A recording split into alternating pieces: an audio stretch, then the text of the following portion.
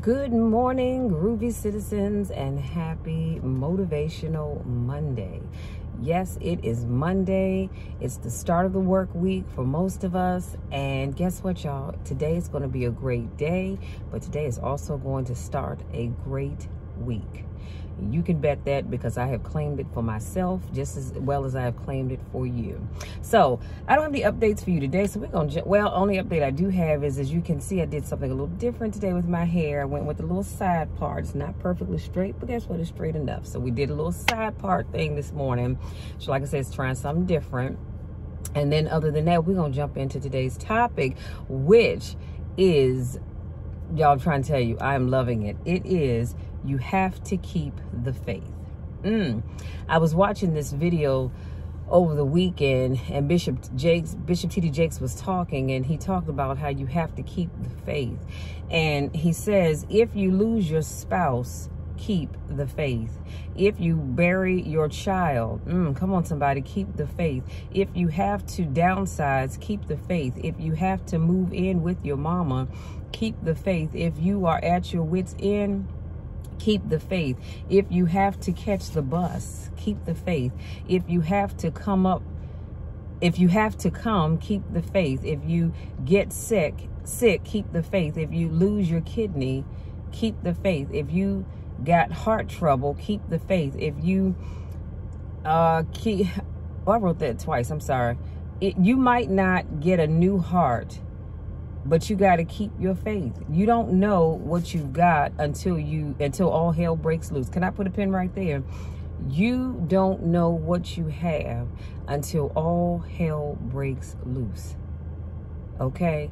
You are going along in life. Everything is great. Everything is fine. Everything is groovy and dandy. And you think, wow, this is the life. But let hell break loose, and then you'll see exactly what you have. Matter of fact, you're going to see who you really have in your corner when all hell breaks loose. Because, see, I've watched this happen to people. Not to me, but I've watched this happen to people where all hell broke loose. And the people that they thought they could count on, honey, they were nowhere to be found. They left them. So that's what I said. Let all hell break loose. And I promise you, you'll see what you really have. You don't know what you can take until the pressure is applied to your life. You don't know what you can endure until people stab you in the back and walk away from you.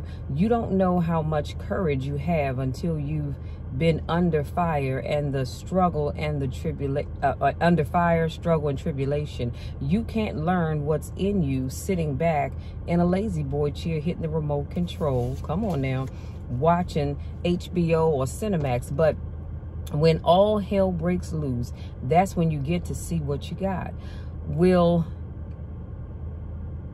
That's when you'll be tempted. When you're tempted, you become bitter. Age will make you become bitter sometimes. For some folks, not all of us. Come on now. Because during age, you can collect enough experience to become cynical. Till after a while, you don't expect anything good to happen because you've been through so much bad stuff that if anybody comes knocking at your door, you're predisposed to think of something evil. You have to be careful unless you have become bitter. Either your troubles make you bitter or they make you either your troubles make you better or they make you bitter. We do make a difference. Sometimes I can't read my own handwriting, y'all. You do make a difference. Can I say that one more time? Because somebody in the back of the room didn't hear me. You were moving around, you're multitasking, but I need you to stop what you're doing for a minute and truly listen to me. You do make a difference. And don't you ever, and I mean ever, never allow anybody to tell you that you don't, because you make a difference. You make a difference in your household. You make a difference on your job. You make a difference in your community, at your church, in whatever group you're part of. In just wherever you go in this world, you make a difference. I make a difference. We make a difference. So stop sitting around thinking that you don't make a difference, that it doesn't matter whether you're here or not, because it does matter. It truly does matter. As weak as you are, as tired as you are, as many mistakes as you've made, you do make a difference. You can't get out of something that you're not willing to put into it. I have to repeat that. You can't get out of anything that which you are not willing to put into it. And again, this quote that I just shared is by Bishop T.D. Jakes. It'll be in the description box below. So we're going to unpack this just a little bit, and I promise I'm going to let you all be. I won't hold you long today. But I know some of you are probably sitting there thinking to yourself, but Michelle, you don't know what I've done. You don't know where I've been. You don't know what I've been thinking. You don't know what I'm going to do. No, I don't know any of those things.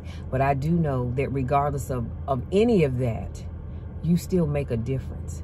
God still loves you. Have you ever stopped to notice that even when we have acted like complete you-know-whats, God still loves us? Have you ever had a time where you acted a plumb, I'm just going to say it, a plumb damn fool, and God still blessed you? And you sat back and said, wow, God, you're amazing. Here I acted like a complete fool, and you still blessed me. Thank you, Lord. That's because you make a difference. See, God knows our hearts. Now, I'm not telling you to have a good heart, but go out here and do ugly things to people. I'm not telling you to do that. So let's be clear about that, because that's not what I'm telling you to do. Do not do that. But what I'm saying to you is that, yes, you messed up. Sometimes you mess up big. Sometimes it's just a little bit, but you messed up nonetheless. God doesn't stop loving you. He doesn't stop blessing you. He doesn't stop giving you the things that you need. He doesn't stop giving you the things that you ask for. Why? Because you make a difference. That and the fact that your faith, come on somebody, is the reason why you are where you are. And people don't realize that you have to have faith. I look at things in this world, and I try not to get into politics, but I look at this world, and sometimes I ask myself, Lord, why is it that these people still have what they have, and they're doing what they're doing, and they have such ugly hearts? They're just ugly people, period, on the inside and the outside.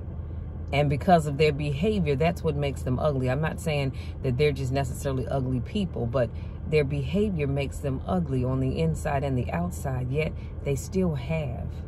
They still want for nothing. How is that possible? When you have somebody living in a home that's barely being held up by its own foundation, that has very little to no food in their refrigerator. They live from paycheck to paycheck, and sometimes they don't even make it quite to the next paycheck. Yet they love you, God. They live by your word. They study your word, oh God, and they're still struggling. How is that possible? Well, you know what? God says that if you keep the faith, so while on the outside, the person over here on my right may not look like they have a lot, but they have faith. So all I'm asking you to do is keep the faith, because the thing that you want is coming. Again, I've shared this with you all before, but I keep the faith all day, every day. I wake up every morning, and God and I, we have a long conversation. Sometimes I elevate my voice just a little bit. I don't yell, but I elevate my voice just a little bit to say, all right, God, now we've been talking about this for a while. I need you to move on this thing. I need you to make this thing happen for me, Lord. I've done what I said I was going to do. I've lived by your word. I've done this. I've done that. I've done the other. Lord, I'm just waiting for you. And I always hear that little voice that says, Michelle, I hear you, baby girl. I haven't forgotten you. I hear you. You just keep the faith. Keep doing what you're doing, and I'll take care of the rest. Do you know that your having faith is what keeps those things from harming you that very well could? I've shared with you all before that there are some people that probably have plotted against you during the course of your lifetime, but nothing ever came of it. You know why? Because God saw and heard things that you didn't see and hear. And he didn't let those things happen. And all of that is because of your faith. That's why I asked God to cover me from the crown of my head to the tips of my toes and everything in between. God, cover me. God, keep me. I have faith that God's going to do what his word says he's going to do. And I'm not going to allow anybody to make me question that. You can't make me question it. You just cannot. Because I believe it. Why? Because I have the faith. And so the last line that I shared with you was, you can't get out of something that you're not willing to put into it. So if you are looking for another job, or if you're looking for a new job or a job, period, you've got to, number one, keep the faith. But number two, you've got to put something into that. What is that, you might be asking? Well, you've got to get your resume out there. You've got to talk to people. If you're not applying for jobs, how can you expect God to send you on that job? Now, is it possible for somebody that you know to call you up and say, hey, we got an opening here. Would you be interested? Of course, those things happen all the time. But for the most part, you've got to do your part. You've got to do the work that has been assigned to you if you want to get that thing that you're looking for.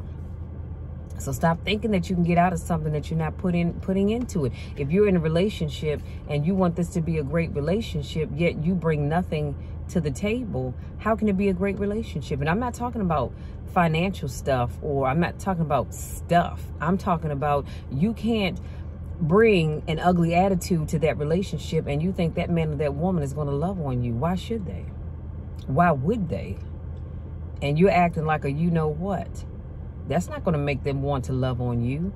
That's going to make them give you the hand and say, all right, come on, now you got to go. This is done. I can't do this anymore. So if you're not willing to put in the work, stop looking for the outcome, because it's not going to happen. And I'm going to leave you with this. I wrote down here how to keep the faith even in hard times. And I only wrote one thing down here, y'all. I'm going to show it to you. I wrote one thing, and that is pray. Ask God for the strength you need to get you through whatever it is that you're dealing with. I don't know who I'm talking to right now.